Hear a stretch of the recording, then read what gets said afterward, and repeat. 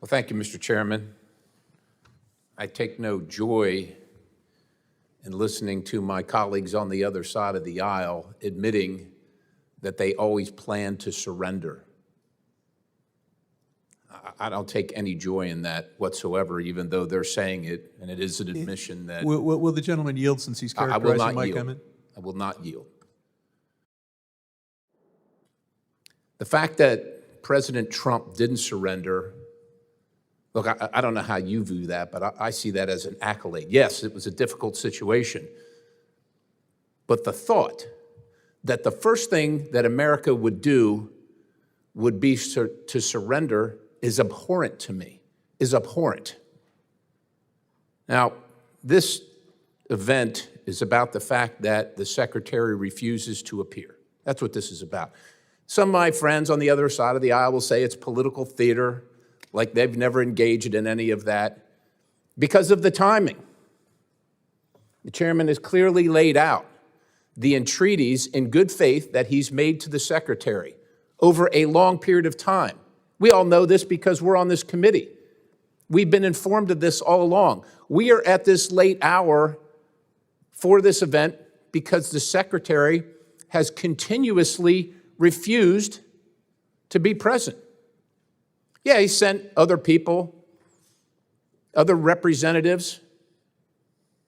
The American people demand the answers from the top, not from middle management and people unaccountable. Now, Secretary Blinken has lied to the American people in fantastic fashion in the past, which is why it's important to get him here face-to-face on the record. He lied decidedly and intently, purposefully about the Hunter Biden laptop to ensure or to help ensure the election of Joe Biden. He did that. We all know that. The record is clear. And it is why the chairman has demanded his presence here in front of the American people in this committee to see if he will do that yet again, because not only in the balance were the 13 lives unnecessarily lost in the final days at Abbey Gate, but it is the credibility of the United States of America that has been on the line and has been shattered and destroyed by the incompetence of the decisions made by this administration and likely by the Secretary. With that in mind, it is not convenience, it is the obligation, it is the duty of this committee's requirement, responsibility for oversight to have the Secretary here to answer these questions on behalf of the American people and certainly on behalf of those who lost their lives and those who are still living who have suffered horrific injuries.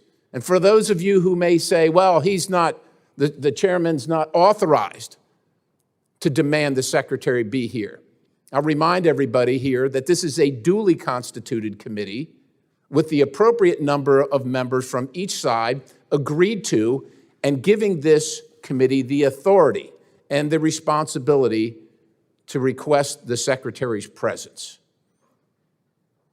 This is not a joyful occasion, and certainly hearing my friends on the other side of the aisle say that we always intended to surrender. Well, I will tell you, Afghanistan, Vietnam, Grenada, you name it, Panama, as a person who wore the uniform and as a proud American who holds an American passport, I never, ever thought that our country would surrender, ever. And I lament that we flippantly say, it doesn't matter if it was 2017 or 2020, it was always going to happen. For those who serve in uniform, for those who commit their lives in service to this nation, the offhanded comments about the surrender, well, they're beyond the pale to me. Mr. Chairman, I'll yield the balance.